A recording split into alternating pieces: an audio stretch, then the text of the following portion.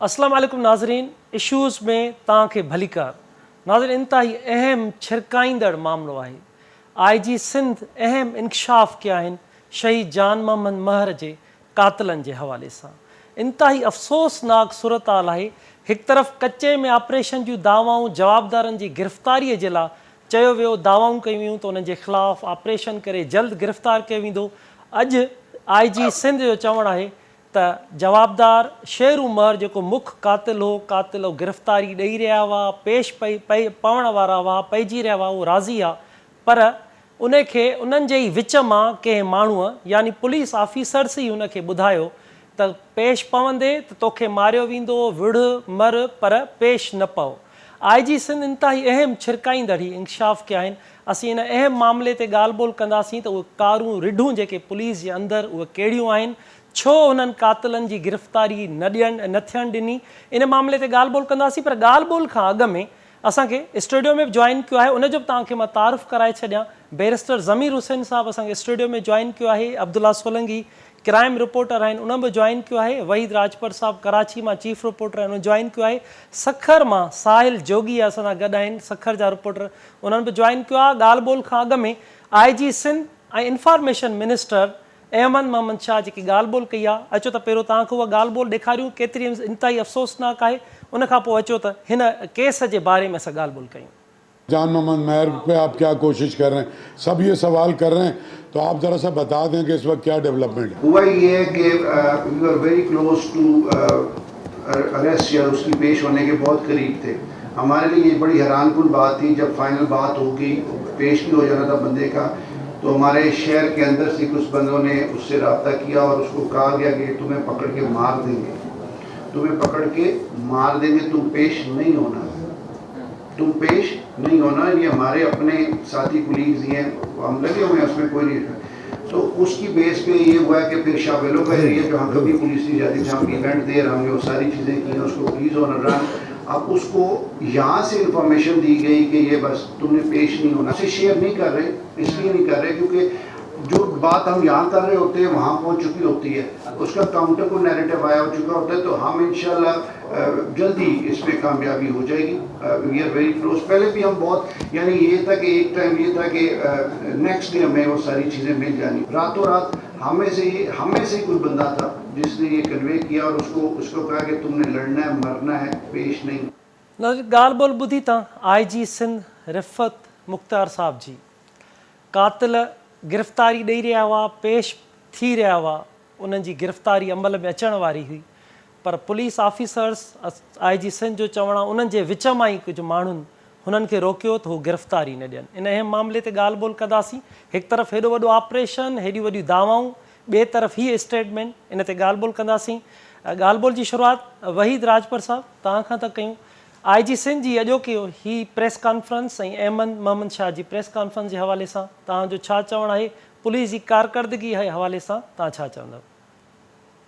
जी असलम इन पूरी सूरत हाल ते जेको असां जॾहिं गरू वज़ीर सां मुलाक़ात थी, उन खां पोइ जेकी फाइनल असांजी मीटिंग हुई निगरान सिंध जे वॾे वज़ीर खां, उते समूरी जेकी सूरत हाल खां असां निगरान सिंध जे वॾे वज़ीर खे आगाह कयोसीं।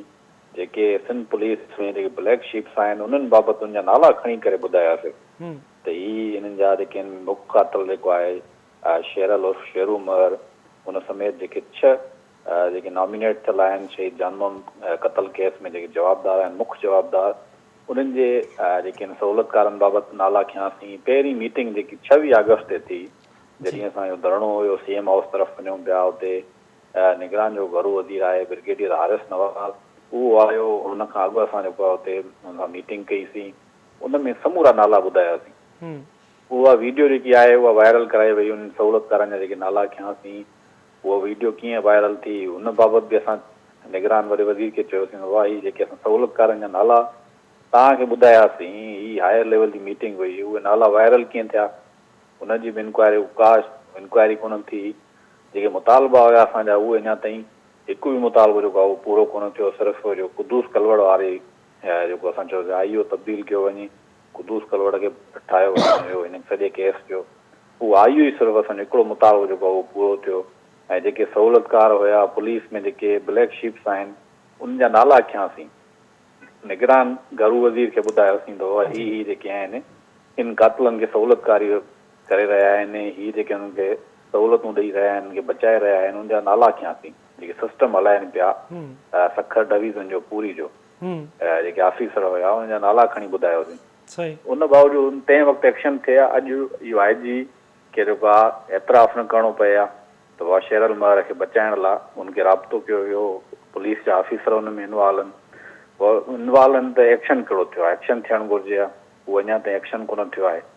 समूरी सूरत हाल बाबति सिर्फ़ु जेको आहे जेको आहे अॻूणो SSP बि हुयो इरफान समूह, हुन बि असांखे महीने 1.5 महीने खां वठी असांखे ट्रक जी बत्ती हूंदी आहे हुनजे पोयां लॻाए छॾियो, त उहा असां जेको आहे इंतज़ारु हुनखे सॼी सपोर्ट कईसीं, पर जेकी ट्रक जी बत्ती आहे हुनजे पोयां लॻायो को बि एक्शन अञा ताईं हुन कोन खयो, जंहिंजे करे IG जेको हुनखे नओं SSP मुक़ररु कयो आहे। असां सखर वारे जो कन्वेंशन हुयो हुन में बि ऐलान कयोसीं त हिकमत अमली जोड़ींदासीं। हाणे जो धरणो लॻंदो CM हाउस आॾो, उहो ईअं धरणो ईअं न हूंदो अथव 5 मिंटनि वारो 10 मिंटनि वारो कलाक वारो। असां धरणे में जेको लॻंदो उन दौरान जेके कातिल गिरफ़्तार न थिया बुख हड़ताल करे वेही रहंदासीं।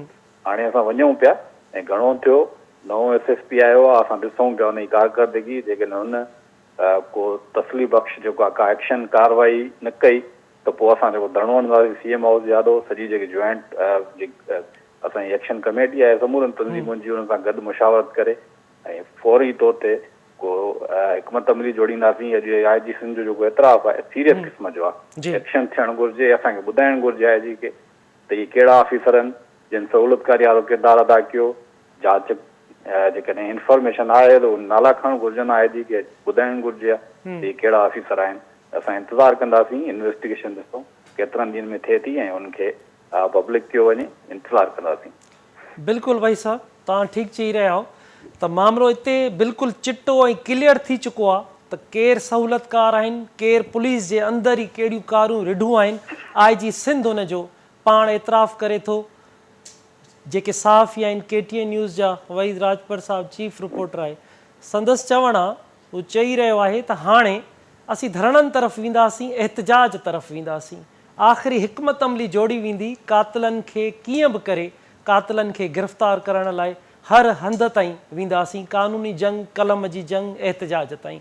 अब्दुल्ला, तव्हां अॼु इन प्रेस कॉन्फ्रेंस में मौजूदु हुआ, इंफॉर्मेशन मिनिस्टर बि हो, IG सिंध प्रेस कॉन्फ्रेंस कई, उते वधीक छा चयो वियो तव्हां उन हवाले सां ॿुधाइजो। वॾी महिरबानी असलम, तव्हां टाइम ॾिनो।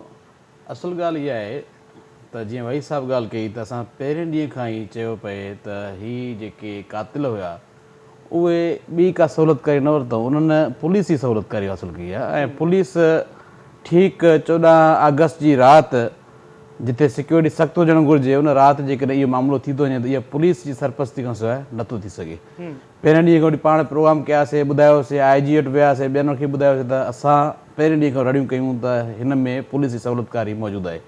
हाणे IG साहिब खे ख़बर पई आहे, उनखां पोइ हाणे उहो एतिराफ़ करे चुको आहे त वाक़ई हिन में इहे पुलिस एहलकार या पुलिस जा जेके ऑफिसर आहिनि उहे जेको आहे सो मुख़बर आहिनि, जेके हुनजी मुख़बरी कनि था पिया, जन सहूलियत ॾिनी। अॼु जेकी प्रेस कॉन्फ्रेंस हुई उन में इंफॉर्मेशन जो जेको असांजो निगरान मिनिस्टर मोहम्मद अमन शाह हुयो, उन सां गॾु एडिशनल IG कराची हुयो, IG सिंध सां गॾु पंहिंजा DIG जेके 3 कराची जा उन्हनि जा उहे हुआ। उन्हनि जी प्रेस कॉन्फ्रेंस अॼु जी हुई कराची में अमन मान जी सूरत हाल जेकी साल में गुज़री ऐं ख़ासि तौर ते निगरान हुकूमत में जेकी थी।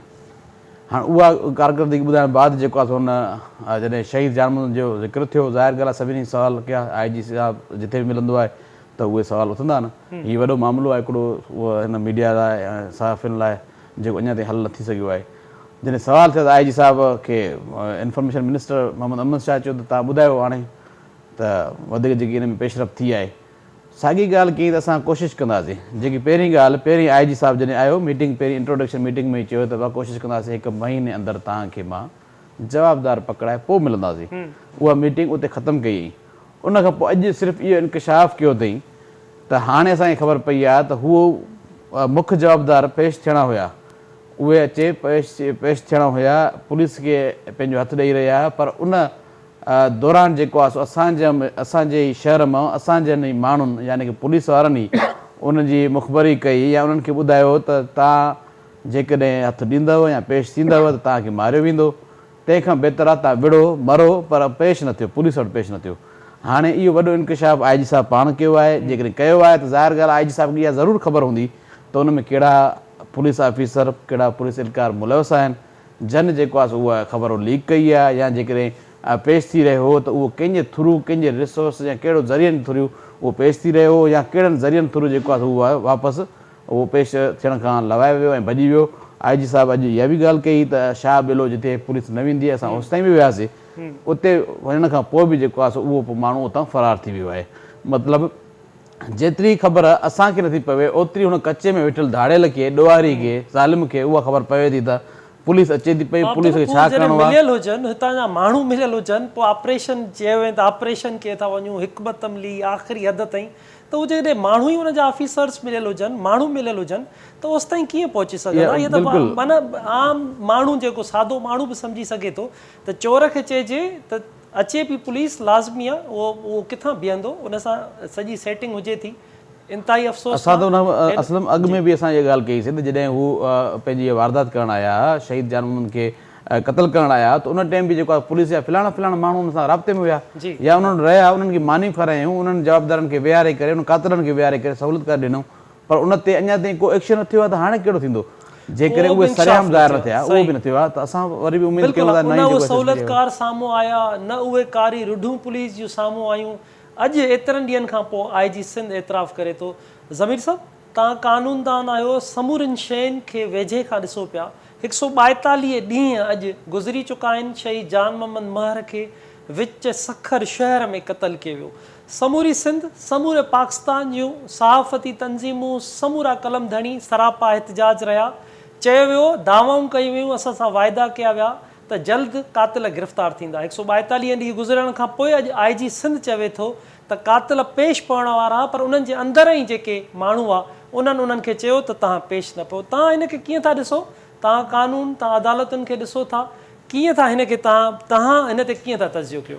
साईं, अर्ज़ु इहो आहे त शहीद जान मोहम्मद जो जॾहिं जेको आहे सो मर्डर थियो, उन खां पोइ जेको आहे सो अहिड़ी तरीक़े सां इहा सिचुएशन ठही आहे जंहिंमें ईअं खणी चइजे त इहे सभु धुरियूं मिली करे ॼण हिकिड़ो सिस्टमेटिक हिकिड़ो केस ठाहे करे ऐं शहीद जान मोहम्मद खे शहीद करायो वियो।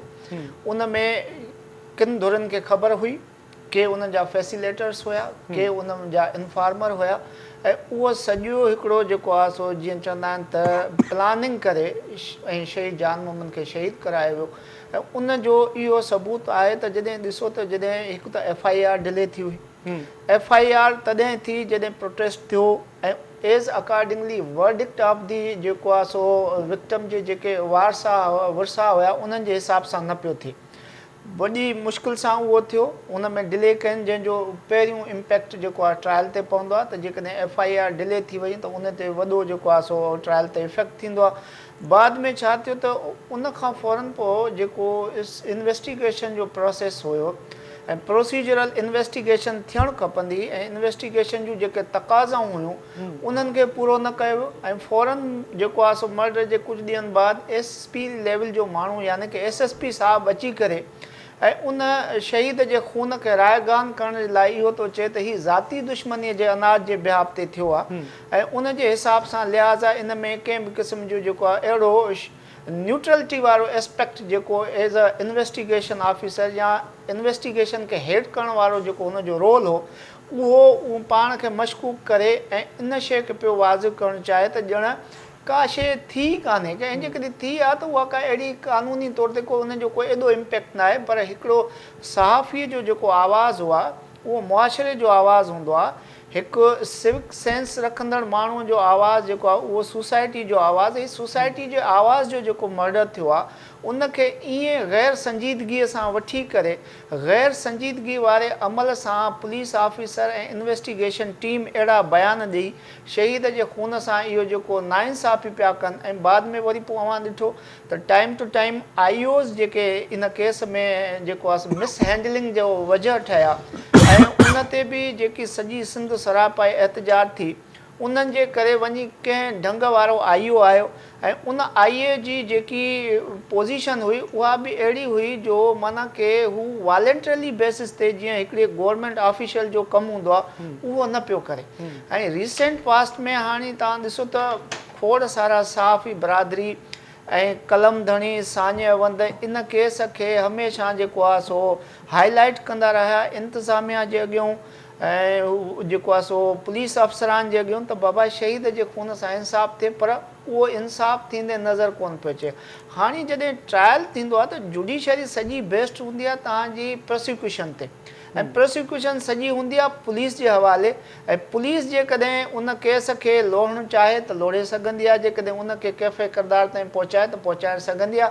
पर 145 ॾींहंनि खां पोइ इहा सिंध जी बदकिस्मती, असां सभिनी जी बदकिस्मती, असांजे मुआशरती ऐं समाजी आवाज़ जी बदकिस्मती त IG साहब अची इन शइ ते एतिराफ़ थो करे त बाबा हाणे हू माण्हू जेको मेन अक्यूज़ हुया जंहिंखे गिरफ़्तार करण में सिस्टम ऐं हुकूमत 145 ॾींहं फेल्यूअर जो शिकार रही, तमामु लॉजिस्टिक, तमामु टेक्निकल, तमामु जेको आहे सो सोर्सिस जे बरोकार हुअण जे बावजूदि फेल्यूअर रहियो ऐं उन फेल्यूअर खां पोइ वरी हाणे इन शइ ते अची था चवनि त बाबा असांजे तरफ़ां इहा कोशिशि हुई त हू सरेंडर करे ऐं सरेंडर करण जे लाइ असांजे पंहिंजे पुलिस ऑफिसरनि मां को वञे थो हुनखे इंफॉर्मेशन थो ॾिए त बाबा हीअं कंदे त हीअं थींदई, छो जो हिन सां हीअं थींदो। इहो मुंहिंजो ख़्यालु आहे त पुलिस खे हिन 145 ॾींहंनि खां पहिरियों इहा शइ जेकॾहिं उन्हनि खे महसूसु थिए पई त उन्हनि पुलिस ऑफिसरनि खे उन कारी भेड़ुनि खे गिरफ़्तार करे अवाम जे अॻियां पेश करणो हुयो, न कि इन सवाल जे जवाब में IG साहब खे इहा शइ जेको आहे वाज़िब करणी हुई। IG साहब जेकॾहिं इहो पंहिंजे हेड ऑफ चेन जे हिसाब सां जेकॾहिं नोट कई हुई त उन्हनि खे जेको आहे पाण मुरदारो गिरफ़्तार करे ऐं उन शइ ते अची जेको आहे मीडिया ते ॿुधाया त बाबा असां जूं कारियूं भेरियूं जेको आहे हिन शइ में इन्वॉल्व, हिननि खे असां पकिड़े गिरफ़्तार करे ऐं हिननि खे जेको आहे सो इन सज़ा जे लाइ जेको आहे सो मुंतखिब कयो आहे। पर उन शइ खे उन जेको आहे सबोताज करे छॾियो। अॼु being chief of police officer अची इहो पंहिंजी नाकामी जो ऐं सूबाई गवर्नमेंट जे नाकामी जो इन बरमला इज़हार कयो आहे जंहिंमें हुनखे शर्मिंदगी न आहे ऐं मुंहिंजो ख़्यालु आहे त हुनखे इस्तीफ़ा ॾियणु खपे। ऐं छो जेकॾहिं तव्हांजो हेड ऑफ जेको आहे चेन इन नाकामीअ जो ईअं बरमला मुज़ाहिरो थो करे त माना हू उनजो फेल्यूअर आहे, इहो पुलिस जो फेल्यूअर आहे, इहो सिस्टम जो फेल्यूअर आहे ऐं उन जे लाइ IG साहब खे फ़ौरन जेको आहे सो इस्तीफ़ा ॾियणु खपे ऐं ॿियो IG अचे ऐं उहो इन्हनि खे फिल फोर गिरफ़्तार करे। छो जो इन जो इम्पैक्ट अगरि 1 खां वठी 100 ताईं ॾिसिजे थो त इहो शहीद जे खून सां नाजाइज़ी करे, नाइंसाफ़ी करे उन जो ट्रायल खे जेको आहे सो सबोताज करे ऐं हुन जे कातिलनि खे आज़ादु करण जी कोशिशि में जेको आहे सो बराबरि जा हिसेदार साबित थिया आहिनि। बिल्कुलु ज़मीर साहब, कोशिशूं बि असां वठी रहिया आहियूं, असांजी टीम कोशिशूं वठी रही आहे त IG सिंध खे हिन प्रेस कॉन्फ्रेंस जेकी कई आहे असां उनखां सवाल करे सघूं, उनखां मालूम करे सघूं त सहूलियतकारनि जी हुन ॻाल्हि कई आहे, इंफॉर्मेशन केरु उते पहुचाईंदो रहियो, समूरी जेकी प्रेस कॉन्फ्रेंस आहे असां उन ते सवाल करे सघूं। अहमद मोहम्मद शाह साहब इंफॉर्मेशन मिनिस्टर, असां कोशिशूं करे आया आहियूं त उन्हनि सां बि असां राब्तो कयूं त असीं अॼोके हिन मामले ते हेतिरा ॾींहं गुज़रण खां पोइ जॾहिं हीउ एतिराफ़ कयो थो वञे इन ते ॻाल्हि ॿोल कयूं। नाज़रीन, असां सां गॾु रहिजो, हिते वक़्तु थियो आहे नंढे ब्रेक जो, ब्रेक खां पोइ हिन अहम मामले ते असां ॻाल्हि ॿोल जो सिलसिलो जारी रखंदासीं। वेलकम बैक नाज़रीन, शहीद जान मोहम्मद महर जे इन अहम मामले ते असां ॻाल्हि ॿोल करे रहिया आहियूं। IG सिंध जी प्रेस कॉन्फ्रेंस, सैयद अहमद मोहम्मद शाह साहब उहे बि उते मौजूदु आहे। सैयद अहमद मोहम्मद शाह साहब असांखे ज्वाइन किया है, इंफॉर्मेशन मिनिस्टर आहिनि सिंध जा। शाह साहब वेलकम, आपको कहते हैं अस्सलाम वालेकुम। अस्सलाम वालेकुम। शाह साहब, आज की प्रेस कॉन्फ्रेंस आप भी उसमें मौजूद थे। इतने दिन गुजरने के बाद IG सिंध साहब एतराफ़ कर रहे हैं कि कातिल गिरफ्तारी देना चाह रहे थे, सरेंडर करना चाह रहे थे, मगर उनके पास इंफॉर्मेशन उनके बीच से ही गई है, इस वजह से वो उन्होंने गिरफ्तारी नहीं दी। आज की प्रेस कॉन्फ्रेंस और इस इतराफ़ी बयान को आप कैसे देखते हैं? देखिए, आज की प्रेस कॉन्फ्रेंस तो मेरा आइडिया था और मैंने चीफ मिनिस्टर साहब से कहा था कि हुकूमत सिंध के तमाम महकमों को ट्रांसपेरेंट होना चाहिए। उससे पहले 5 वजीर जो है उनके साथ मैं प्रेस कॉन्फ्रेंस कर चुका था। तो कल मैंने बात की थी, CM साहब से पहले इजाज़त ली सीएम साहब ने कहा फैक्ट चेक करें कि जो पुलिस वाले फैक्ट दे रहे वो असली फैक्ट्स होने चाहिए। उसके बाद आईजी साहब से मैंने बात की, सीपीओ से बात की और उनसे मैंने यही बात की और उन्होंने आज बैठे, बल्कि उनके तीनों जो डीआईजी ने तीनों रेंज के वो भी मौजूद थे। आज का फोकस तो कराची पे था, लेकिन मैंने आईजी साहब से कहा कि आप जान मोहम्मद नायर पे भी बहुत जरूरी बात करें क्योंकि तमाम साहब भी मुझसे पूछते हैं। मकसद ये था कि हमारी पुलिस कोई फरिश्ता तो नहीं है, लेकिन जिस तरह के नामुसाइद हालात में महदूद वसाइल के अंदर तफरीही कम है और इक्विपमेंट भी अब तो मांग नहीं है और उसके पास मोबाइलें भी पुराने जमाने की हैं जो मोटरसाइकिल का पीछा नहीं कर सकते। और बदकिस्मती ये है कि दुनिया के चौथा बड़ा शहर जो है वो अभी तक कैमरों से महरूम है। 80-90% मुजरिम आप कैमरों के जरिए फौरी तौर पे पकड़ लेते हैं, जो उसकी बाइक का या उसकी शक्ल, और फिर ट्रैक करते रहते हैं कि एक गली से दूसरी गली में गया, वो भी हम नहीं कर पाए। इसके बावजूद जो रिसोर्सेज में हमारी पुलिस जो केयर टेकर दौर में जो उनकी कारकर्दगी है उसके ऊपर एक ब्रीफिंग थी, 2 घंटे चलती रही। हर सवाली के हर साहबी के सख्त से सख्त सवाल का आईजी साहब ने भी जवाब दिया, सीपीओ ने जवाब। इसका मकसद तो ये था जी। अच्छा मेरी पर्सनल नॉलेज भी है जी, और मैं चूंकि जिस दिन से आया हूँ, पहले प्रेस क्लब गया, जी, फिर आपके चैनल आया, तो पहले दिन से क्योंकि मेरी 40-42 साल की दोस्ती जो है ना वो साफियों के साथ है। जी, वर्किंग जर्नलिस्ट, फिर आपके काजी साहब, काजी असलम साहब और इसके अलावा तमाम ग्रुप्स थे।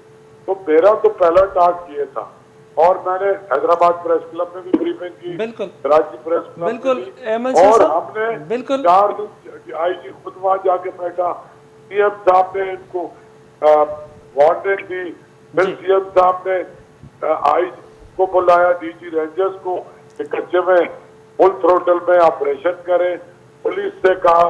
तो आज आईजी साहब ये कह रहे थे और मैंने उन्हें कहा हमारा फोकस कराची पे है, लेकिन बहुत सारे सवाल शहीद जान मोहम्मद नायर के बारे में आपके होंगे। वो एक बहुत अजीम साहबी थे, हमारे केडीएस के बहुत ही एक्टिव, बहाल और सच्चे ब्यूरो चीफ थे और ये बहुत बड़ा सानिया हुआ है। उन्होंने जो बात की है वो ठीक है, इसको मैं इंडोर्स करता हूँ। इसमें सिविलियन लोग भी इन्वॉल्व है, उसमें अंदर का सिस्टम भी इन्वॉल्व है, इसीलिए बगैर किसी चार्ज के सक्खर से जब वो वापस आए तो सक्खर का एसएसपी भी ट्रांसफर हुआ है आपके सामने, वो भी इसी वजह से ट्रांसफर हुआ है। बिल्कुल। और शाह साहब आप बिल्कुल ठीक कह रहे हैं। शाह साहब आप तो निगरान वजीर, लेकिन इससे ज़्यादा आप हमारे राइटर दोस्त, अदीब दोस्त हैं। तो आज की जो प्रेस कॉन्फ्रेंस थी, इससे पहले 142 दिन शहीद जान मोहम्मद के कत्ल को हो चुके हैं। हमने बहुत मरतबा आईजी सिंध को उन काली भेड़ियों जो पुलिस के अंदर हैं उनके नाम भी दिए थे। इतने दिन गुजरने के बाद आज वो इतराफ़ कर रहे हैं कि अंदर काली भेड़िए हैं, उन्होंने इंफॉर्मेशन पहुंचाई है। तो अगर उनको मालूम है कि कौन से सहूलतकार हैं तो उनको कब गिरफ्तार करेंगे, कब उनको कैफरे किरदार तक लाया जाएगा, तब जाके वो गिरफ्तार होंगे कातिल? ये आपका बिल्कुल वैलिड सवाल है और उसके बदले में 2 बातें उन्होंने भी की कि मैं नया आया था सिंध में, मैं कभी पोस्टिंग में नहीं रहा, मैंने लोगों को लगाया, 3 महीने उनको मॉनिटर करता रहा। अब ये इंफॉर्मेशन उनके पास कुछ मौजूद है, कुछ सिविलियन और कुछ पुलिस के लोगों की, तो उनको वॉच कर रहे हैं और कुछ इंटेलिजेंस इंफॉर्मेशन है जो आईबी में भी दी है और हमारी दूसरी एजेंसी भी इस पे लगी हुई है। इस मसले पे दूसरी एजेंसियां भी काम कर रही हैं। तो वो अगर ये बात आज उसका इजहार हो जाता तो फिर वो लोग भाग सकते थे कि जो लोग नजर में आ गए कानून की। तो मकसद ये है कि पहले उनको नैब किया जाए, यानी पहले उनको पकड़ लिया जाए, उन पर हाथ डाला जाए, उनके जरिए जान मोहम्मद नायर के कातलों तक पहुंचा जाए, कातलों के पीछे जो लोग हैं उन तक पहुंचा जाए और फिर सबको एक्सपोज किया जाए। इस पे ना सीएम साहब का आपको पता है कोई पॉलिटिकल इंटरेस्ट नहीं है, किसी को भी वो प्रोटेक्ट नहीं कर रहे, इवन आईजी भी किसी को भी प्रोटेक्ट नहीं कर रहा हमारा। तो ये देखिए, मैं तो सबसे ज्यादा शर्मिंदा होता हूँ, मैं जो कुछ मुझे हुकूमत कहती है आईजी कहता है मैं आके अपने साथी दोस्तों से बात करता हूँ। जी जी तो बिल्कुल हुकूमत का प्रेशर है। और यहाँ तक जो आज बात की आईजी ने, मैं समझता हूँ वो भी उम्मीद अफजा बात है। एक क्लू तो दिया ना उसने ओपन मीडिया के सामने। हाँ, हाँ। तो इंशाल्लाह उनको पकड़ेंगे और बहुत लंबा टाइम नहीं लगेगा। अच्छा शाह साहब, एक सवाल पैदा होता है, आप भी दानिश्वर किस्म के आदमी हैं, इतने बड़े राइटर हैं, जान मोहम्मद भी लिखारी थे, हम सब लिखते रहते हैं समाज के लिए। तो एक तरफ इतना बड़ा ऑपरेशन की दावाएं, प्लानिंग, हिकमत अमली सब हमने देखी, बनाई गई। तो एक तरफ वो कहा गया कि ऑपरेशन होने जा रहा है, हम वहाँ पहुँच चुके हैं। दूसरी तरफ इन्फार्मर जो उनके थे वो उन कातलों को इन्फॉर्मेशन पहुँचा रहे थे। तो अब तो शाह साहब ये होना चाहिए, तो पहले वो सहूलतकार और जो इन्फॉर्मेशन दे रहे हैं वो गिरफ्तार होने चाहिए, तभी जाके वो गिरफ्तार होंगे। ये बिल्कुल आपकी बात बिल्कुल ठीक है। और तमाम इस तरह के सवालात आज की प्रेस कॉन्फ्रेंस में भी हुई हैं। और मैंने ये भी कहा है कि जब तक हमें हर 15 रोज में इनको बैठना पड़ेगा, जवाब देना पड़ेगा। फिर सहाफियों के साथ इसी हफ्ते में आईजी साहब को दोबारा बिठा रहा हूँ, तो जो भी डेवलपमेंट होगी उनको दोबारा बताई जाए। शाह साहब, कितने दिनों तक हम समझें कि आपके होते हुए, अहमद शाह साहब के होते हुए अगर शहीद जान मोहम्मद के कातिल गिरफ्तार ना हुए, तो शाह साहब ये तो बड़ी अफसोसनाक बात होगी। देखे जर्नलिस्टों के कहने पर मैंने सीएम साहब के पास खुद गया और मैंने कहा कि ये कह रहे हैं कि इसका हैंड मनी लगा दें, उससे ये होगा इसका खुद मुखबिर, इसका साथी या जिसने इनको पनाह दी हुई है खुद इसको मरवा देगा या पकड़वा देगा। वो सिर्फ मेरी जाती कोशिशों से सीएम साहब ने आधे मिनट में आर्डर जारी किया। 4 दिन लगे पुलिस को कि वहाँ एसएसपी और डीआईजी और फिर कराची आईजी और फिर होम ऑफिस तक वो भी हमने नोटिफिकेशन करा दिया। हमारे सहाफी दोस्त जो जिस तरह से गाइड कर रहे हैं हम उसको फॉलो कर रहे हैं और हम किसी कीमत पे भी इस कत्ल को भूलेंगे नहीं। मैं आपको डेडलाइन इसलिए नहीं दे सकता, ना मैं आईजी हूँ, ना मैं लॉ एनफोर्समेंट एजेंसीज का हिस्सा हूँ, लेकिन मैं रात दिन मुझसे मजहर अब्बास फोन करता है या काजी साहब करते हैं या लाला रहमान करता है या सक्खर के मेरे दोस्त करते हैं, तो वो सारे एक ही सवाल करते। और मुझे इस बात का एहसास है कि ये हमारी हुकूमत की एक बहुत बड़ी अचीवमेंट हो सकती और एक वो हो जाएगा कि हम सुरखरू हो जाएं अपने साथी दोस्तों के सामने। अच्छा शाह साहब, आपके पास तो इन्फॉर्मेशन मेरे ख्याल से बहुत होगी, अभी आपको आईजी सिंध भी देते होंगे। क्या आप हमें बताना चाहेंगे कौन से वो बाअसर लोग हैं जो इस कत्ल में उस कातलों को गिरफ्तार कराना नहीं चाह रहे? देखिए, ये बात आईजी साहब ने मेरे से शेयर नहीं की। अच्छा। लेकिन मैं जरूर उनके साथ कल परसों बैठूंगा और मैं उनसे बोलूंगा कि आप मुझसे एतमाद में लें और उन्हें अगर किसी तरह की ऐसी सपोर्ट चाहिए तो बाकी लॉ एनफोर्समेंट एजेंसियों से भी हम सपोर्ट ले सकते हैं। और हुकूमत से ज्यादा तो कोई भी ताकतवर नहीं होता अल्लाह की जात के अलावा। तो हम कोई भी ऐसी कसर नहीं छोड़ेंगे कि कोई भी बाअसर आदमी इससे बच सके। ठीक है शाह साहब, अहमद शाह साहब, बहुत शुक्रिया आपका, आपने KT न्यूज़ को वक्त दिया। नाज़िर, उम्मीदूं आहिनि आईजी सिंध में अहमद शाह साहब इंफॉर्मेशन मिनिस्टर त आहिनि पर लिखारी आहिनि, अदीब आहिनि, उन्हनि मां उम्मीदूं आहिनि त फौरी तौर ते कातिल गिरफ़्तार थियनि। साहिल जोगी, तव्हां इंफॉर्मेशन मिनिस्टर साहब अहमद शाह साहब जी ॻाल्हि ॿोल ॿुधी रहिया आहियो। DIG अब्दुल हमीद खोसो साहब कुझु 2 ॾींहं अॻु बि कल्ह पाण प्रोग्राम कयो, उन में बि हुननि चयो त हुनजी तबियत ठीकु न आहे। अॼु बि तव्हांजी उन्हनि सां ॻाल्हि ॿोल थी आहे। DIG साहब इन ते छा थो चवे, आख़िर उन्हनि वटि इंफॉर्मेशन कहिड़ी आहे, कॾहिं गिरफ़्तारियूं अमल में ईंदियूं, कातिल कचे में आहिनि त कचो हिन ई सिंध में आहे, हिन ई धरती ते आहे। DIG जो ऑफिसर्स जो इन हवाले सां छा चवणु आहे, अॼु जेकी तव्हांजी ताज़ी ॻाल्हि ॿोल थी आहे? जी बिल्कुलु असलम, जहिड़े नमूने IG सिंध जो ॻाल्हि कई आहे त पुलिस इन में इन्वॉल्व आहे, शेरूमार खे बचाए रही आहे। असां पहिरें ॾींहं खां इहो ख़दशो ज़ाहिर कयो हो त इन में पुलिस जी इन्वॉल्वमेंट आहे। पुलिस संजीदा न आहे हिन केस खे हैंडल करण जे हवाले सां। ऐं जेकॾहिं IG सिंध इहा ॻाल्हि कई आहे त इन में पुलिस जा कुझु अहिड़ा अनासर आहिनि जेके अॻुवाटी इंफॉर्मेशन जेका आहे उहा शेयर कनि था उन्हनि सां। त सभ खां पहिरियों हिकु त उन्हनि जे ख़िलाफ़ु कार्रवाई थियणु खपे। ॿियो DIG अब्दुल हमीद खोसो जेके सखर जा आहिनि उन्हनि सां मुंहिंजी ॻाल्हि ॿोलियुनि केस जे हवाले सां थींदी रहंदी आहे। जॾहिं SSP इरफान समो हुयो उन वक़्तु बि मुंहिंजी ॻाल्हि ॿोल थींदी, अॼु बि थी ऐं 2 ॾींहं अॻु में बि थी। त अॼु बि जॾहिं मुंहिंजी ॻाल्हि ॿोल थी त उन चयो मुंहिंजी तबियत ख़राबु आहे ऐं आउं ॻाल्हाइण जहिड़ो न आहियां जो मां अचां ऐं तव्हांजी TV प्रोग्राम में वेही सघां। पर हिकिड़ी ॻाल्हि हू करे पियो त असां संजीदा आहियूं इन केस में, त असां चाहियूं था त शहीद जान मोहम्मद महर जा जेके क़ातिल आहिनि उहे गिरफ़्तार थियनि ऐं कुझु अॻु भराई इन केस में थी आहे ऐं असां उहे क़ातिल गिरफ़्तार करे या उन खां अलावा कुझु असां हिकमत अमली तयारु करे या असां कुझु अमली तौर ते कमु करे पोइ असां TV मीडिया ते अचूं त अञा बहितर रहंदो। इहे बि DIG साहिबु ॻाल्हियूं कंदो रहंदो आहे। मां ॿुधां त DIG साहिबु हुजे चाहे IG सिंध हुजे ऐं सखर जा अॻूणा SSP हुजनि, इहे सिर्फ़ु ॻाल्हियूं ई कंदा रहनि था। कचे जी जेका ॻाल्हि कनि था, असां लोकल सहाफ़ी आहियूं हितां जा, कचे में असांजो अचणु वञण बि थींदो आहे त कचो हाणे उहो कचो रहियो न आहे।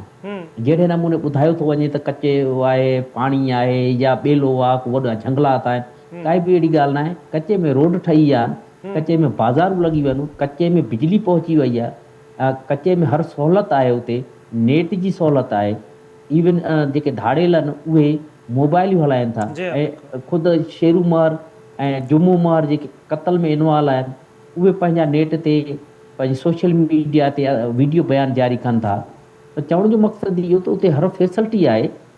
जेको चवंदा पुलिस ऐं ॿियूं एजेंसियूं कमु कनि पियूं, हिकिड़ो नंढिड़ो जेकॾहिं नंढड़ी हिकमत अमली तयारु कजे त पुलिस जेकर ओसी ताईं नथी वञी सघे, ॿियो कुझु न करे घटि ऐं घेड़ बंदि करे कचे जा उहे रस्ता बंदि कनि, जेके मेन रस्ता आहिनि जितां उन्हनि क़ातिलनि ताईं राशन वञे थो, सामान वञे थो ऐं ॿियूं सहूलियतूं फ़राहम कयूं पियूं वञनि, उन्हनि खे हथियार पिया पहुचनि, त उहे घटि घेड़ बंदि थींदा त 15-20 ॾींहंनि में उहे ख़ुदि सरेंडर कंदा। ऐं सरेंडर करण जे दौरान इहा ॻाल्हि IG सिंध जेका कई त पुलिस जा कुझु ऑफिसर्स ई उन्हनि खे ॿुधाइनि था या पुलिस में शामिल कुझु कारूं रुढियूं उन्हनि खे ॿुधाइनि थियूं त तव्हां जेकॾहिं पेश थींदो त तव्हांखे इनकाउंटर करे मारियो वेंदो। इहा ॻाल्हियूं बिल्कुलु दुरुस्त आहिनि। इवन अञा ताईं बि पुलिस जा कुझु ऑफिसर्स शेरूम सां उन्हनि सां राब्ते में आहिनि। त सभु ॿी वॾी ॻाल्हि जेका IO इन्वेस्टिगेशन ऑफिसर जान मोहम्मद महर जे क़त्ल केस जे हवाले सां जेको चालान पेश कयो, हतमी चालान पेश कयो, फाइनल चालान पेश कयो, उन में इहा ॻाल्हि कई त इन क़त्ल केस में 2 बाअसर बि मुलविस आहिनि। हाणे जॾहिं उहे 2 बाअसर मुलविस आहिनि त पुलिस छा पई करे, इन्वेस्टिगेशन करे, जेकॾहिं क़ातिलनि ताईं नथी पहुचे उन बाअसरनि ताईं पहुचे, बाअसरनि में हथु विझे, ऑटोमेटिक उहे बाअसर ज़ोर ॾेई करे बि उन्हनि क़ातिलनि खे पेश करण ते मजबूर कंदा। त ही अहिड़ियूं शयूं आहिनि जंहिं मां असां अंदाज़ो लॻाए सघूं था त डे फर्स्ट खां हिन महिल ताईं पुलिस जेका आहे सा ऐं जेका हुकूमत आहे ख़ाली लॉलीपॉप ॾेई रहियूं आहिनि, ख़ाली दवाऊं करे रहियूं आहिनि, कूड़ा आसरा ॾेई रहियूं आहिनि। जेका वहीद राजपर साहिबु ॻाल्हि कई त असां जॾहिं बि पुलिस अफ़सरनि सां ऐं सिंध निगरान सिंध हुकूमत सां मीटिंगूं कयूं आहिनि, उन्हनि में सिर्फ़ु असांखे आसरा ई ॾिना विया आहिनि, मोहलतूं ई असांखां वरितियूं वयूं आहिनि। इवन इहा ॻाल्हि बि वहीद राजपर साहिब जी दुरुस्त आहे त असां उन्हनि खे ख़ुदि नाला ॾिना आहिनि, उन्हनि कारनि रिढनि जा नाला ॾिना, त उन्हनि जे ख़िलाफ़ु अञा ताईं के एक्शन कोन आहिनि थिया। अजय लालवाणी सालेपट जो नंढड़े चैनल जो नंढिड़ो सहाफ़ी हुयो, जेकॾहिं बज़ाहिर ॾिसिजे त उन दौरान 17 मार्च 2020 में उनखे क़त्ल कयो वियो बेदर्दीअ सां ऐं 18 मार्च ते हू हिकु ॾींहं खां पोइ ज़ख़्मी हुयो ऐं ज़ख़्मी थियण खां पोइ हू 18 मार्च ते शहीद थी वियो, यानी असांखां हमेशह जे लाइ मोकिलायो वियो। उन खां पोइ 17 मार्च ते यानी हीउ थियो आहे। बाक़ी असां 27 मार्च ते हिते वॾो लॉन्ग मार्च कयो आहे, पैदल मार्च कयो आहे सालेपट खां सखर ताईं। त उन जे फौरी बाद क़ातिल गिरफ़्तार थिया आहिनि। क़ातिल गिरफ़्तार थियण खां पोइ सहूलियतकारनि जा नाला बि आया आहिनि। सभु सहाफ़ी सखर जा हुजनि, कराची, इस्लामाबाद, समूरे पाकिस्तान जा सहाफ़ी सरापा एहतजाज आहिनि। समूरा जेके बि असांजा सहाफ़ी क़त्ल थिया आहिनि उन्हनि जे क़ातिलनि जी गिरफ़्तारी लाइ, शहीद जान मोहम्मद महर जे लाइ सॼो पाकिस्तान सरापा एहतजाज आहे।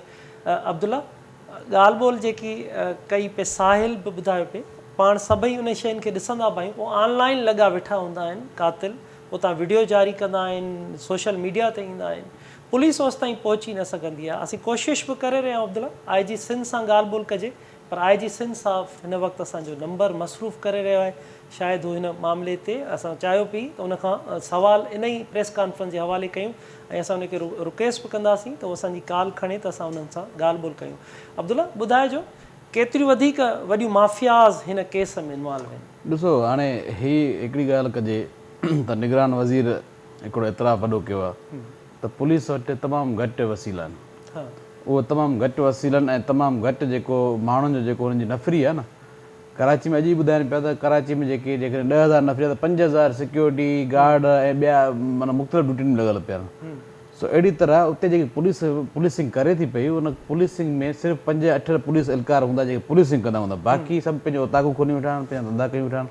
बहरहाल हाणे ॻाल्हि कजे थी जेकी तव्हां पुछा कयो त ही प्रेस कॉन्फ्रेंस जे हवाले सां तव्हां पुछा कयो छा, प्रेस कॉन्फ्रेंस में जॾहिं IG साहिब खां वधीक वरी सवाल पुछा कयो वियो त उन चयो त इन ते मां कमु कयां थो पियो ऐं इनशाला जल्द उमेदु आहे त उनखे वरी का न का अॻिभराई मिलंदी। पर इहा मुसलसिल IG साहिब मां तव्हांखे ॿुधायां त पहिरें ॾींहुं बि इहा ॻाल्हि कई, वरी उन मुख़्तलिफ़ जेके एहतिजाज थिया उन्हनि में बि साॻी ॻाल्हि कई ऐं हाणे बि साॻी ॻाल्हि करे पियो, पर हुन वटि कुझु न हुयो जंहिं बाद इहा एतिराफ़ थियल ॻाल्हि कढी वियो, छाकाणि त हुन वटि का ॿुधाइण लाइ का अॻिभराई थी न हुई हिन केस में, तॾहिं उहो ॻाल्हि इन करे विया।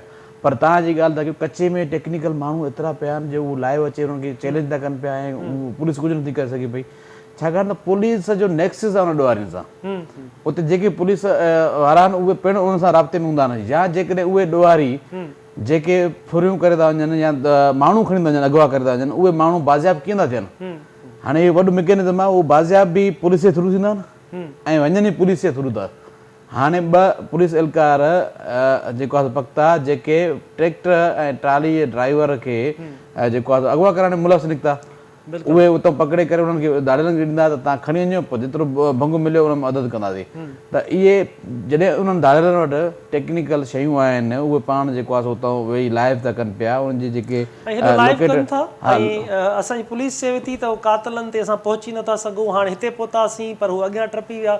ज़मीर साहिबु सॼी स्टोरी सॼी कहाणी तव्हां ॿुधी रहिया आहियो, इंफॉर्मेशन मिनिस्टर साहिब जो जेको मौक़ुफ़ तव्हांजे साम्हूं हो, कीअं था ॾिसो ऑनलाइन वेठा आहिनि, धाड़ेल उते वेठा आहिनि, कातिल उते सरियाम वेठा आहिनि, कीअं थो हेॾनि वॾनि केसिस खे ईअं लोढ़ण जी कोशिशि थी कई वञे, कहिड़े तरफ़ वञी रहिया आहियूं असां? साईं IG साहिब खां पोइ जेको असीं होम मिनिस्टर साहिब जो ॿुधो, सिंधीअ में चवंदा आहिनि लारो लपो हुयो, ऐं इहो उन ई तसलसल जी निशानी जेके IG साहिब पंहिंजे नाकाफ़ियुनि जो एतिराफ़ कयो।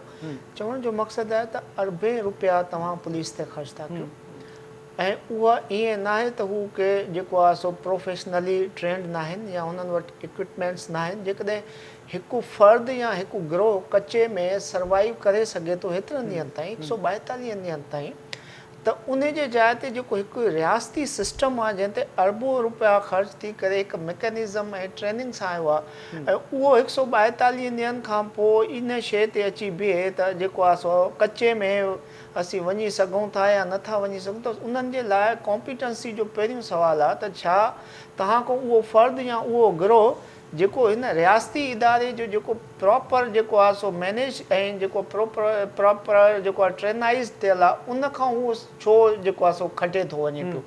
इहो रियासत ऐं इन पुलिस वारे इदारे ते जेको आहे सुवालु आहे। ऐं जेकॾहिं असांजी पुलिस कमु करणु चाहे त अव्हांखे यादि हूंदो त इहा ई पुलिस जेका वर्ल्ड पीस मिशन में उमाणींदा आहिनि। बिल्कुलु जेकॾहिं हाणे कमु करणो हूंदो आहे त पोइ उते हिननि वटि छा के फ़रिश्ता थी वेंदा आहिनि, जेकॾहिं हिते कचे जे वञण खां इहा हिकिड़ी इंडस्ट्री आहे, हिकिड़ी गैंग आहे जंहिंमें अहिड़ा करेक्टर आहिनि ऐं इन जे पोयों हिकिड़ियूं माफ़ियाज़ आहिनि, उन माफ़ियाज़ सां इहे पुलिस ऑफिसर मिलियल आहे। इहो सिस्टम जेको आहे उहो सिस्टम सॼो कंपोज़ थी करे पोइ इहे शयूं कंदो आहे त असांखे मुआशिरे में कहिड़ा कहिड़ा जेके बाशऊर तबक़ात आहिनि, बाशऊर आवाज़ आहिनि जेके असांजे इन गैंग ऐं सिस्टम खे चैलेंज था कनि, पोइ उनखे प्लानिंग तहत शहीद कराईंदा आहिनि। ऐं इहो तसलसल आहे जंहिंजे करे इहे हुकूमत, इहो IG बेबसी जो जेको आहे सो मुज़ाहिरो था पिया कनि ऐं इन शइ ते को वाज़िब मौक़िफ़ ॾियण जे जाइ ते लारा लपा करे हलिया था वञनि। हाणे मुंहिंजो जेकॾहिं ख़्यालु आहे त जेकॾहिं आई जी साहिबु इहा शइ आई आहे त आई जी साहिबु पार्ट ऑफ गवर्नमेंट आहे, इंफॉर्मेशन जेको मिनिस्टर आहे पार्ट ऑफ, जेकॾहिं इहो इंसिडेंट थियो आहे त जीअं मूं चयो त उन ते हुननि पाण मुरादो कार्रवाई कहिड़ी कई ऐं जेकॾहिं का इहा डेवलपमेंट थी त पोइ सहाफ़ी जे सवाल ते मजबूर थी करे हिननि जवाबु छो ॾिनो, छो जो ही पब्लिक सर्वेंट आहिनि, अवाम जे ख़िदमत जे लाइ वेठा आहिनि, अवाम जे टैक्स जे जेको हिसाब सां पलनि था त उहे अवाम जे तहफ़ुज़ ऐं जान माल जे तहफ़ुज़ जे लाइ जवाबदार आहिनि, त उहे जवाबदार पाण छो उनजो मुज़ाहिरो छो था कनि। ऐं हींअर बि वक़्तु इहो आहे त जेकॾहिं हीअ हुकूमत सिंसियर आहे ऐं हू सम्झे थी त इहे जेको मामला असांजे हेठि सतह जा माण्हू ख़राबु था कनि ऐं मथीं सतह वारा उन में जेको आहे सो लॉयल आहिनि ऐं उहे चवनि था त शहीद जान मोहम्मद जो जेको आहे खून न रायगान वञे त पोइ जुडिशियल कमीशन छो नथा ठाहिनि। जेकॾहिं हिननि खां हैंडल नथी थिए ऐं हीअ सम्झनि था त असां त जुडिशियल कमीशन ठाहिनि, उहा फैक्ट्स एंड फाइंडिंग करे, उहा माफ़ियाज़ जे माण्हुनि खे स्क्रूटनाइज़ करे, ताकी हीउ जेको ट्रायल जेको रुकियो पियो आहे उहो ट्रायल हाणे ॾिसो कंफ्यूजन थी विया।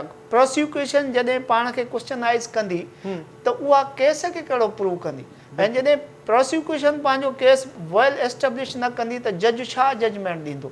इहो सॼो हिकिड़ो सिस्टम जेको आहे उहो हिकु क्वेश्चनाइज़ थियल आहे ऐं उहो चाहे त इन मां पंहिंजी जान छॾाए थो त फौरन हिननि खे इन पुलिस ऑफिसरनि जे ख़िलाफ़ु जेको आहे सो तादीबी कार्रवाई करणु खपे, इन्हनि खे जेको आहे सो कोर्टनि में पेश कयो वञे, इन्हनि जे लाइ GIT ठहे, GIT में इहे पुलिस ऑफिसर ऐं उहे गैंग जंहिंजे निशानदगी पुलिस वारा कनि था त बाबा हिननि जे पोयां ॿिया बि एस्पेक्ट आहिनि उन्हनि सभिनी कजे, ऐं जेकॾहिं हिननि खां इहा इन्वेस्टिगेशन नथी थिए त जुडिशियल कमीशन ठाहिनि। बिल्कुलु ज़मीर साहब, तव्हां बिल्कुलु ठीकु चई रहिया आहियो त हिननि खां नथो बेवसीअ जो इज़हार कनि था त हुन लाइ जुडिशियल कमीशन जुड़े, हिन मामले खे मंतकी अंजाम ताईं पहुचाइण लाइ कातिल फौरी तौर ते गिरफ़्तार थियनि। वरी महिरबानी ज़मीर साहब, तव्हां असांखे वक़्तु ॾिनो, अब्दुल्ला तव्हांजी महिरबानी, वरी राजपर साहब, साहिल जोगी तव्हांजी महिरबानी, इंफॉर्मेशन मिनिस्टर साहब तव्हांजी महिरबानी।